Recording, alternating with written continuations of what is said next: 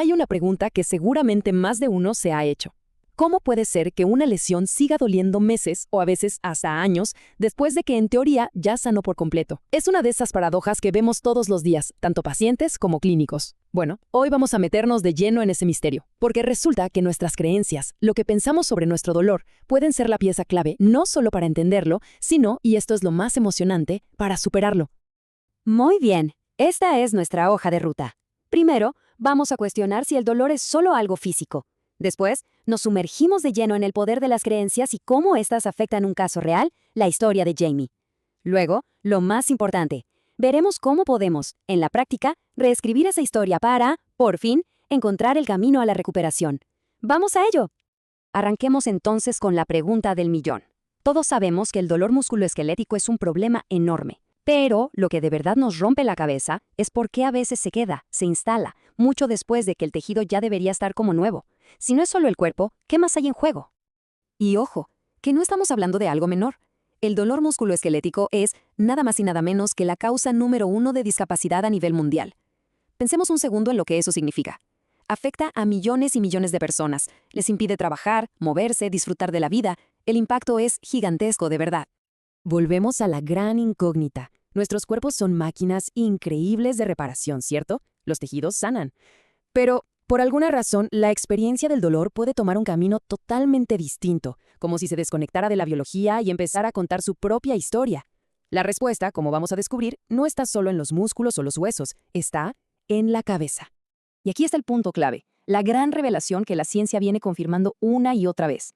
De todos los factores que podemos medir, lo que una persona cree sobre su dolor es uno de los predictores más fuertes de cómo le va a ir.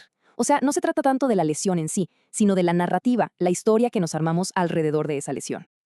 Bien, ya que sentamos las bases, vamos a profundizar un poco en la teoría.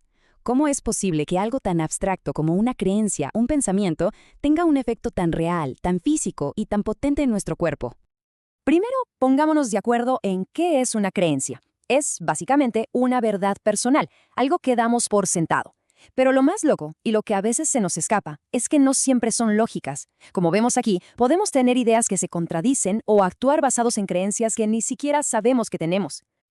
A ver, para entender esto, hay un modelo que es una genialidad, el modelo de sentido común. Cuando sentimos algo, como el dolor, nuestro cerebro automáticamente trata de darle un sentido, y lo hace respondiendo a 5 preguntas.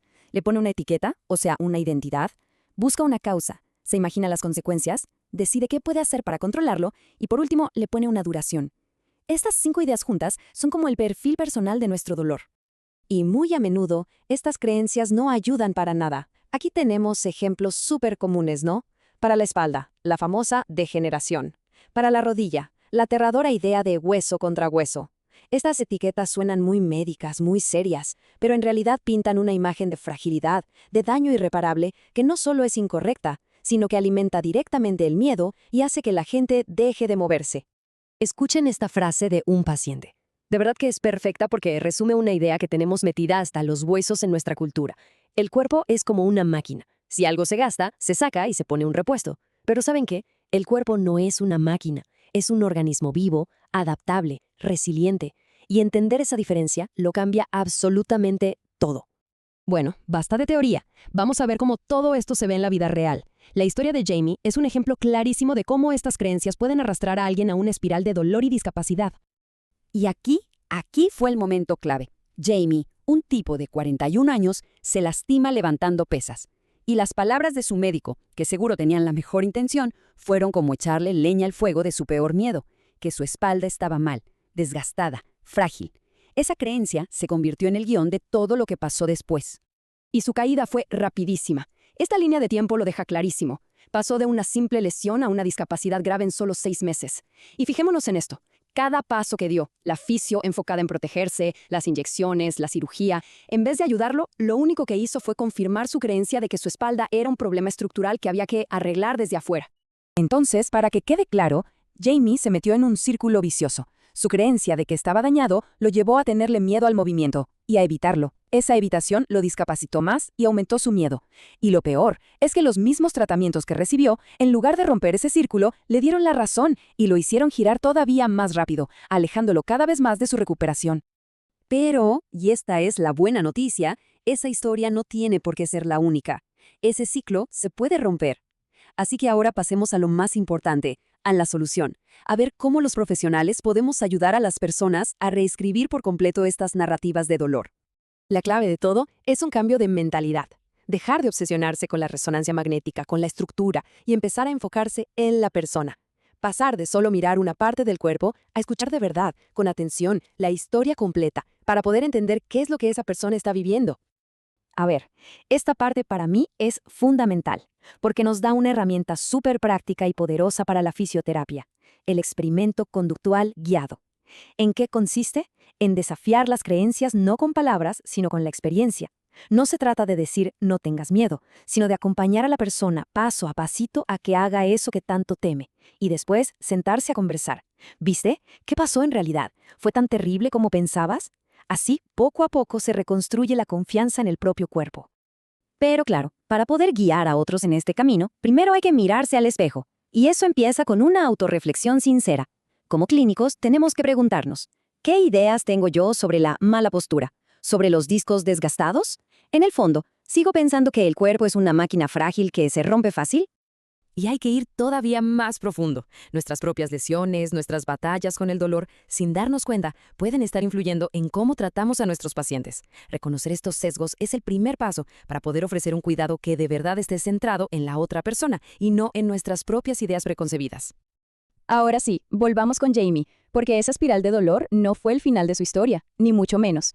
Vamos a ver el tremendo impacto que tuvo este nuevo enfoque en su vida. Miren este cuadro porque el antes y el después es impresionante.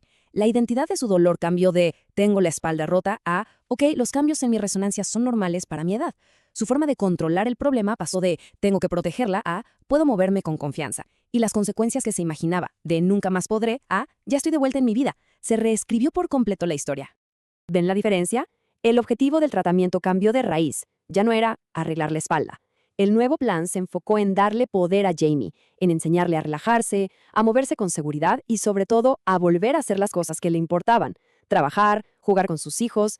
Se trataba de devolverle su vida, no solo de reparar una parte de su cuerpo. Así que en resumen, aquí tenemos los puntos clave para aplicar todo esto. Todo arranca con escuchar.